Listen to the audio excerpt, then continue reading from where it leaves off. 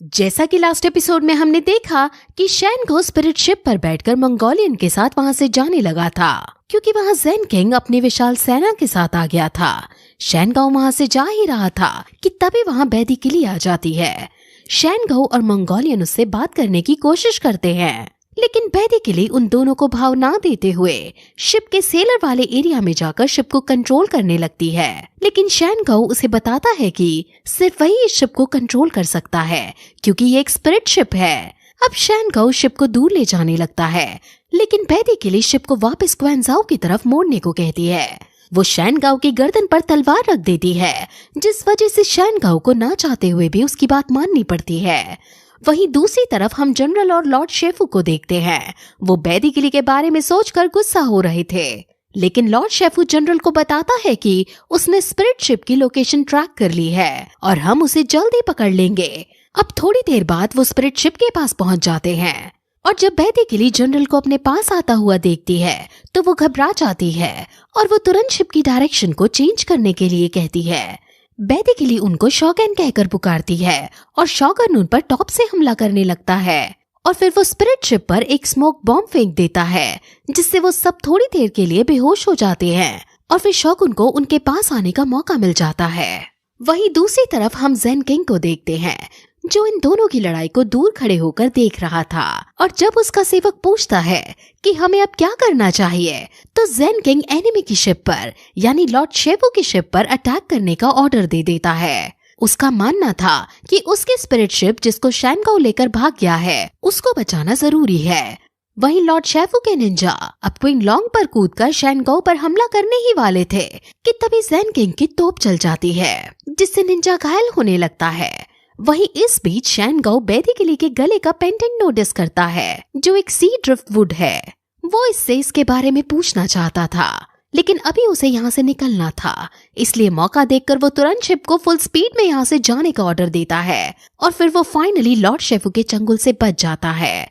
वहीं अब सेवक ज़ेन किंग के पास आकर कहता है कि आपने हमें अभी अटैक करने का ऑर्डर दिया था, लेकिन इस अटैक में प्रिंस शैनगो भी मर सकता था। आपको प्रिंस शैनगो को मारना नहीं है, हमको बस उसे पकड़ना है और बंदी बनाना है। वहीं अब ज़ेन किंग फिर क्वीन लॉन्ग का पीछा करने का डिसाइड करता है और कहता है कि अभी क्वीन लॉन्ग डैमेज्ड हो गई है, जिस वजह से वो ज्यादा दूर तक नहीं जा पाएगी। हमें तुरंत उसकी तरफ जाना होगा।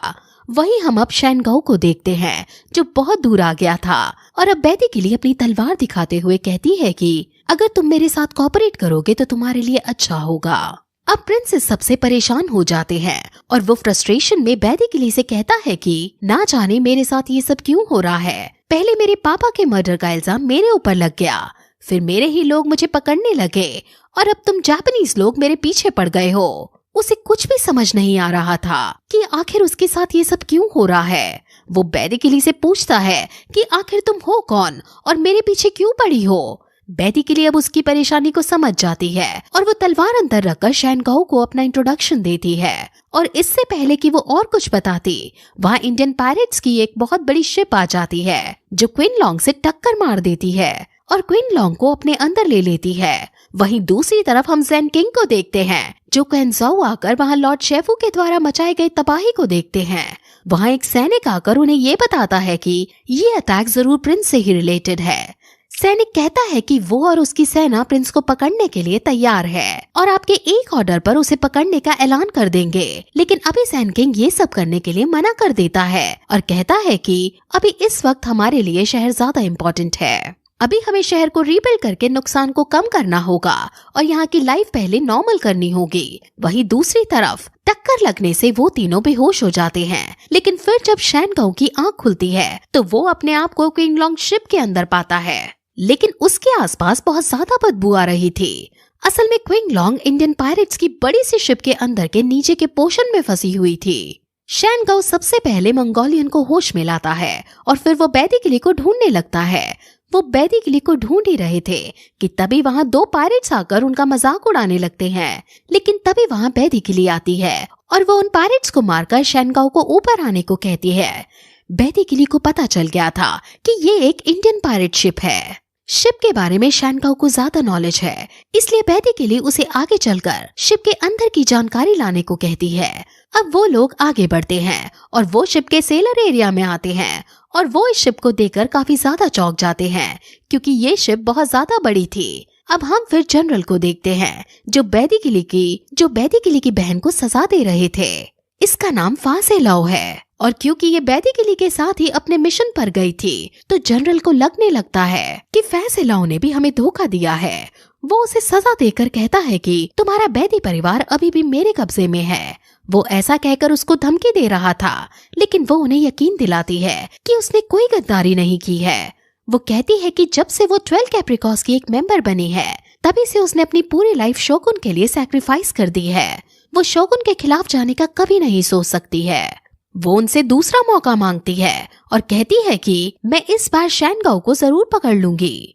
अब लॉर्ड शेफू भी जनरल को यकीन दिलाता है और फिर फा से लाओ से प्रिंस और बैदी किली को पकड़कर लाने को कहता है। असल में फा से लाओ अपनी बहन को अच्छे से जानती है और वो उसकी कमजोरी को भी पहचानती है, जिस वजह से लॉर्ड शेफू फा से लाओ को ही वहाँ उसे पकड़ने के लिए भेजना चाहता है। अब जनरल लॉर्ड शेफू से भी लड़ने लगता है क्योंकि असल में ये मिशन तो उसका ही था, लेकिन लॉर्ड शेफू उन्हें शांत करता है और कहता है कि भले ही उसका मिशन फेल हो गया हो, लेकिन उसे एक खास बात पता चली है। वो कहता है कि उसने बैदी फैमिली के सीक्रेट के बारे में पता लगा लिया है और फिर वो उसे बैदी किली के गले के पेंडेंट के बारे में बताता है और कहता है कि वो जेड सील पेंडेंट के पास जाकर रिएक्ट करने लगा था। ये सुनकर जनरल बहुत शॉक हो जाता है क्योंकि शायद वो वही ट्रेजर है जिसे जनरल और लॉर्ड शेफू कई सालों से ढूंढ रहे हैं। अब वो तुरंत लॉर्ड शेफू को वहाँ जाने को कहता है और जेड सील पेंडेंट सी ड्रिफ्टवुड और प्रिंस को लाने को कहता है। वहीं दूसरी तरफ जब शैनगाओ और उसके साथी सेलर एरिया में पहुंच गए थे तब वहाँ बहुत सारे इंडियन पायरेट्स आ जाते हैं। वो सभी बहुत ज्यादा खतरनाक लग रहे थे और वो सभी इन तीनों को मारने के लिए आगे बढ़ने लगते हैं, जिसके बाद ये एपिसोड फिर यहीं खत्म हो जाता है।